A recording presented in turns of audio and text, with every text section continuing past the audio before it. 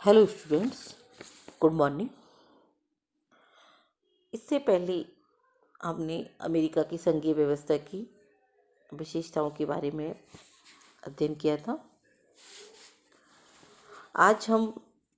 ये बताने जा रहे हैं कि अमेरिका की जो संघीय सरकार है वहाँ की उनकी शक्तियों में क्या कारण है कि निरंतर वृद्धि होती जा रही है। जबकि संघीय सरकार का जब निर्माण किया था या संघीय व्यवस्था का जब स्थापना की गई थी तो उस समय वहाँ जो संघीय सरकार थी या केंद्रीय सरकार थी वो इतनी शक्तिशाली नहीं थी। फिर क्या कारण थे कि संघीय सरकार की जो शक्तियाँ हैं उनमें निरंतर वृद्धि होती जा रही है। तो अमेरिका में जिस समय संघीय व्यवस्था की स्थापना की गई थी उस समय संघ सरकार को सीमित शक्तियाँ प्रदान की गई थी, क्योंकि वहाँ जो जिस समय अमेरिकी ये संघीय व्यवस्था या भारत अमेरिका का संविधान तैयार हुआ था उस समय जो जो वहाँ की इकाइयाँ थीं वो स्वतंत्र थीं, उनके पास पर्याप्त शक्तियाँ थीं, पर्याप्त वो आत्मनिर्भर भी थीं, आर्थिक रूप से भी सशक्त थीं। तो केंद्र सरकार को वहाँ पर सीमित शक्तियाँ प्रदान की गई थी और इस बात का विशेष ध्यान रखा गया था कि कहीं ऐसा ना हो कि केंद्र जो है वहाँ बहुत ज़्यादा शक्तिशाली हो जाए। लेकिन जैसा उन्होंने सोचा था वह जो व्यवस्था थी वो लंबे टाइम तक स्थायी नहीं रह सकी और वहाँ की जो संघीय शासन है उसकी शक्तियों में निरंतर वृद्धि होती गई। तो ऐसी स्थिति में ये प्रश्न उठा कि ऐसा क्या कारण था कि अमेरिका की जो संघीय सरकार है या केंद्रीय सरकार है उसकी जो शक्तियां हैं उनमें निरंतर वृद्धि हुई है या केंद्रीयकरण वहाँ पर होता रहा है, क्या कारण है और इसके लिए कौन से कारण उत्तरदायी रहे हैं। तो उन कारणों के बारे में हम चर्चा करने जा रहे हैं। इसके बारे में जो सबसे पहले जो कारण रहा था कि आर्थिक एवं सामाजिक परिवर्तन, यानी कि कोई भी शासन व्यवस्था जब हमारे अस्तित्व में आती है तो उसका जो आर्थिक स्थिति और सामाजिक स्थिति, भौगोलिक स्थिति सब उसका बहुत सीमित रूप में होता है। लेकिन जैसे ही कोई व्यवस्था हमारे अस्तित्व में आती है तो हम देखते हैं कि अमेरिका का जो क्षेत्र है वो भी निरंतर विस्तार किया, वहाँ पर आर्थिक उन्नति हुई, नए नए उद्योग हुए, यानी इतना ज़्यादा सामाजिक आर्थिक रूप से विकास हुआ कि और ये सब जो विकास होते हैं या परिवर्तन होते हैं इन सब में कहीं ना कहीं हम देखते हैं कि केंद्र की स्थिति बहुत ज़्यादा शक्तिशाली या सुदृढ़ होती है और यही प्रमुख कारण था जिसके कारण वहाँ पर केंद्र सरकार की शक्तियों में निरंतर वृद्धि होती गई थी। नेक्स्ट है अमेरिका का गृह युद्ध। 1861 से 1865 के बीच में जो गृह युद्ध हुआ था उसके कारण से जो वहाँ की केंद्रीय सरकार है उसकी शक्तियों में वृद्धि होती चली गई थी, क्योंकि जब भी कहीं पर कोई गृह युद्ध की स्थिति होती है तो वहाँ जो है जो केंद्रीय सरकार है उसको प्रभाव रूप से या प्रभावशाली होना अत्यंत आवश्यक है। अब जो राष्ट्रपति अब्राहम लिंकन थे उन्होंने उस समय जब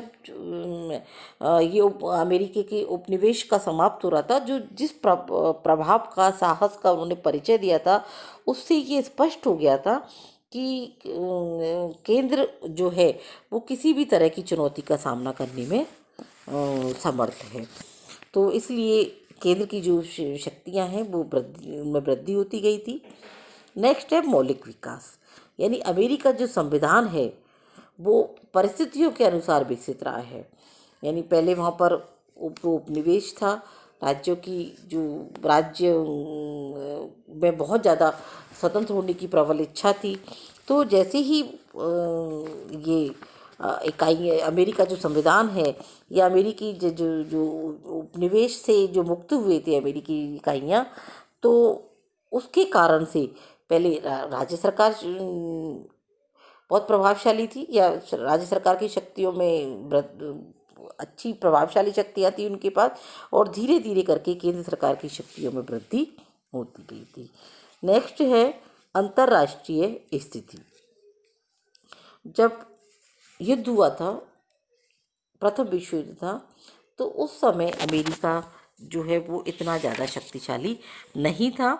और वो उनकी जो स्थिति थी वो यूरोपियन जो राजनीति थी उसके प्रति बहुत ज़्यादा उदासीन थी। लेकिन जैसे ऐसी स्थिति बदलती गई, द्वितीय विश्व युद्ध हुआ, तो उस विश्व युद्ध में अमेरिका एक बहुत बड़ी महाशक्ति के रूप में पूरे विश्व में छा गया था। और अमेरिका और रूस दोनों एक दूसरे के प्रतिद्वंदी बन गए थे। और ऐसी स्थिति में विश्व की जो दो महाशक्तियाँ बनी थी, अमेरिका और रूस, जिसके कारण कि केंद्रीय जो सत्ता थी वो शक्तिशाली होती चली गई थी। नेक्स्ट है अनुदान सहायता। जब अमेरिकी जो इकाइयाँ थी, जब उपनिवेश से स्वतंत्र हुई थी, तो उस समय वो आत्मनिर्भर थीं, पूरी तरह आर्थिक रूप से सशक्त थीं, और उनको जो भी केंद्र से जो अनुदान मिलता था या सहायता मिलती थी वो भी बहुत ज़्यादा बड़ी मात्रा में नहीं मिलती थी। तो उस समय तक क्या है, केंद्र की स्थिति बहुत ज़्यादा शक्तिशाली नहीं थी। लेकिन जैसे जैसे परिस्थितियाँ बदलती गईं, केंद्र सरकार आर्थिक रूप से सुदृढ़ होती गई, उन्होंने राज्यों को अनुदान देना शुरू किया, और धीरे धीरे करके ये अनुदान की मात्रा इतनी ज़्यादा बढ़ने लगी कि जो राज्यों की सरकारें हैं वो केंद्र के ऊपर निर्भर रहने लगी, और धीरे धीरे केंद्र की जो शक्तियाँ हैं वो बढ़ती गई। नेक्स्ट है संवैधानिक संशोधनों द्वारा, यानी कि वहाँ जो संविधान संशोधन किए जाते हैं वो चूँकि ये सही है कि वो इकाइयों की सहमति से ही कोई भी संशोधन किए जाते हैं। इकाइयों की सहमति के बिना अमेरिकी संविधान में कोई संशोधन नहीं किया जा सकता। लेकिन वहाँ जो भी संशोधन किए जाते रहे हैं समय समय पर, उनके द्वारा जो केंद्र सरकार है उसको अधिक शक्तिशाली बनाया गया है। नेक्स्ट है कल्याणकारी राज्य की अवधारणा, यानी कि जो भी जन कल्याणकारी कार्य किए जाते हैं उनके लिए जो वहाँ की इकाइयाँ हैं या राज्य हैं वो केंद्र के ऊपर निर्भर रहते हैं, और केंद्र की सहमति से ही वो सारे कार्य संचालित किए जाते हैं। अगला है सर्वोच्च न्यायालय के निर्णय। जैसे कि हमने पहले बताया था कि जब भी वहाँ पर केंद्र और राज्य दोनों के मध्य कोई मतभेद होता है या दो राज्यों के मध्य मतभेद की स्थिति होती है, तो ऐसी स्थिति में सर्वोच्च न्यायालय के जो निर्णय हैं वो सर्वोपरि होते हैं, वो सभी को मान्य होते हैं, और जिनके कारण कि केंद्र की स्थिति जो है वो बहुत ज़्यादा सुदृढ़ बन गई है। नेक्स्ट है नीत शक्तियों का सिद्धांत तथा न्यायिक निर्णय। संयुक्त राज्य अमेरिका का जो संविधान है या वहाँ की जो केंद्रीय सरकार है उसको जो शक्तियाँ मिली हैं कुछ संविधान संशोधनों से मिली है, और कुछ जो है वहाँ के जो सर्वोच्च न्यायालय है या वहाँ की जो न्यायपालिका है उसको जो न्यायिक पुनरावलोकन की शक्ति प्राप्त है, जिसके कारण वो संविधान की व्याख्या करते हैं। उसके माध्यम से भी केंद्रीय सरकार को जो एक बहुत महत्वपूर्ण तत्व है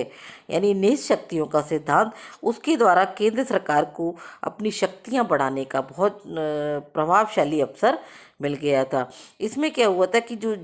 शक्ति संतुलन है इसके माध्यम से जो शक्तियां हैं उनको केंद्र के पक्ष में कर दिया था, और इसके अलावा जो सर्वोच्च न्यायालय है उसके जो निर्णय हैं या जो संविधान की जो उदार रूप से व्याख्या करती है उसमें भी केंद्र सरकार के पक्ष में ही अधिक से अधिक समर्थन किया है, और ये बहुत महत्वपूर्ण कारण है कि इसके द्वारा केंद्रीय सरकार की जो शक्तियाँ हैं उनमें निरंतर वृद्धि होती गई है। तो हम ये देखते हैं कि ये जो सारी शक्तियां हैं जिनके द्वारा केंद्र सरकार को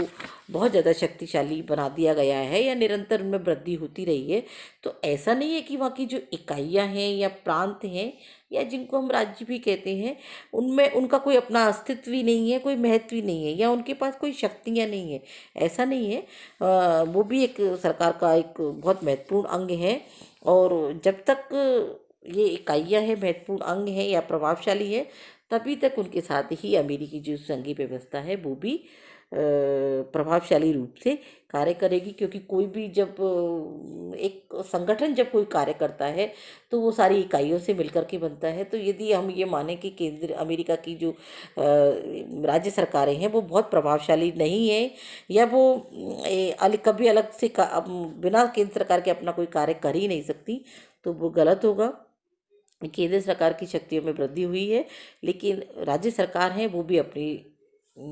अपने रूप में काफ़ी प्रभावशाली हुई है और उनकी शक्तियों में वृद्धि रही है। तो इस तरह से जो वहाँ की जो संघात्मक व्यवस्था है, उसमें जो केंद्र और राज्य हैं दोनों, उनके संबंधों में हालांकि उनका जो स्वरूप है वो